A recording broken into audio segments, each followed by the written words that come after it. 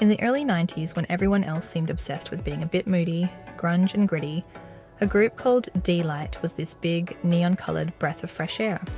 They were the definition of cool, a kaleidoscopic collision of club culture and futurism that just stood out. They were a world clique where anyone was welcome, and honestly, 30 years later, I still think they're one of the coolest things to come out of that era.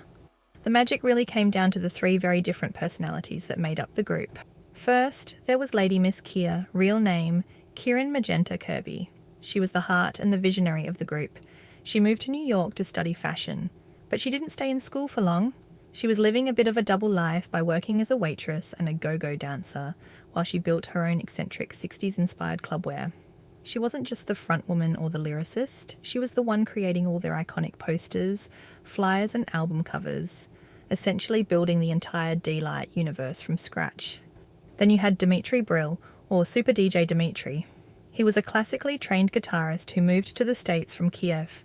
He was playing in a local synth-pop band when he met Kier in the New York nightlife scene back in 1982. And interestingly, they didn't bond over music at first. It was fashion. Kier designed and sold him a pair of custom silver platform boots and a glittery blue spacesuit for his shows. And that's how it all started.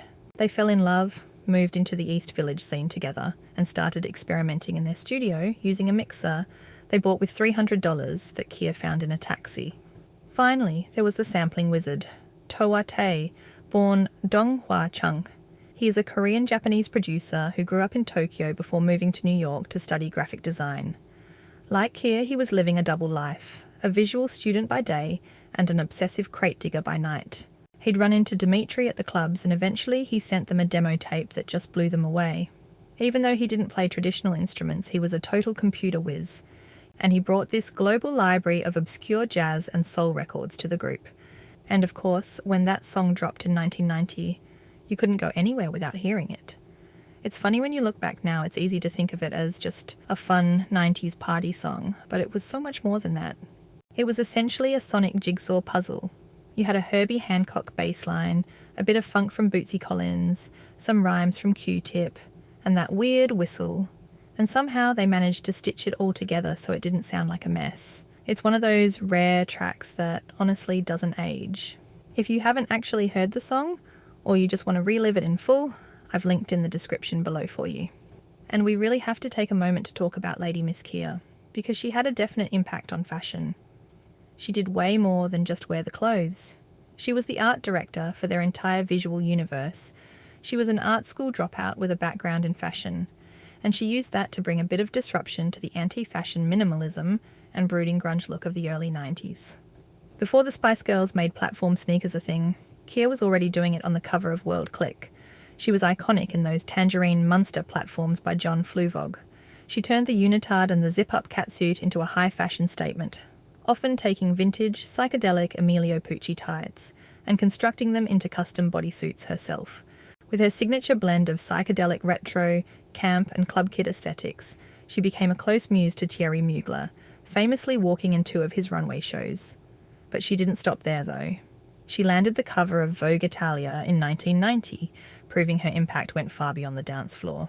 Even though they reportedly signed a 7-album deal with Elektra Records, Deee-Lite only ended up releasing 3. Their 1990 debut, World Click, was the one that changed everything. It was this great blend of house, funk, soul and hip-hop that relied heavily on that rich, organic sampling style. Then came Infinity Within in 1992.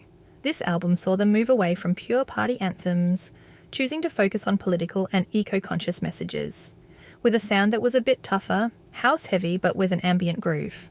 By 1994, for their final album Dewdrops in the Garden, the dynamic had shifted. Toa Tae had officially left the group to focus on his own sound, and they brought in DJ Annie. It was a beautiful return to that uplifting dance floor vibe.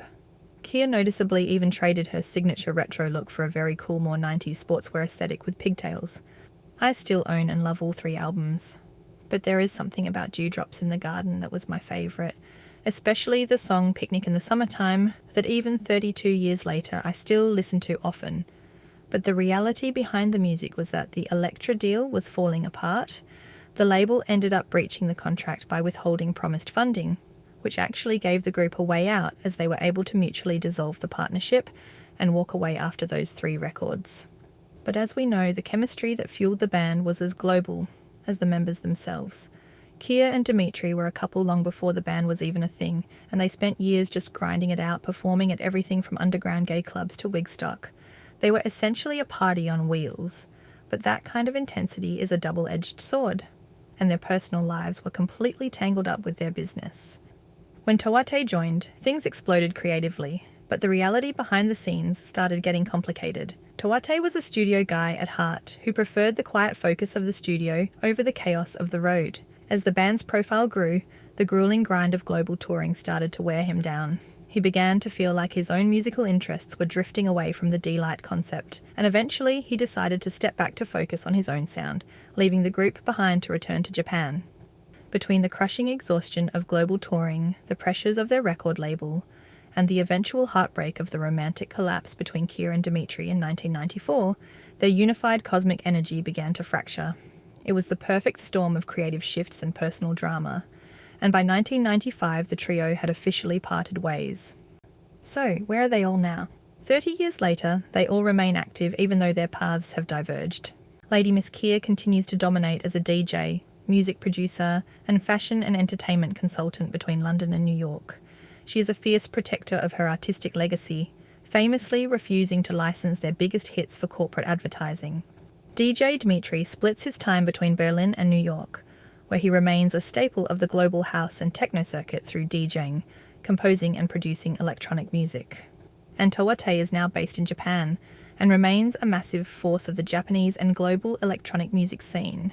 He is a highly respected DJ, producer, solo artist and art director. Looking back, it's clear they weren't just a nostalgic 90s time capsule, they were visionaries.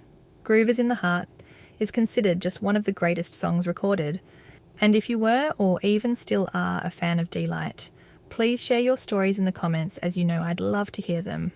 Thanks for watching another moment in time from the 90s, and I'll see you in the next video.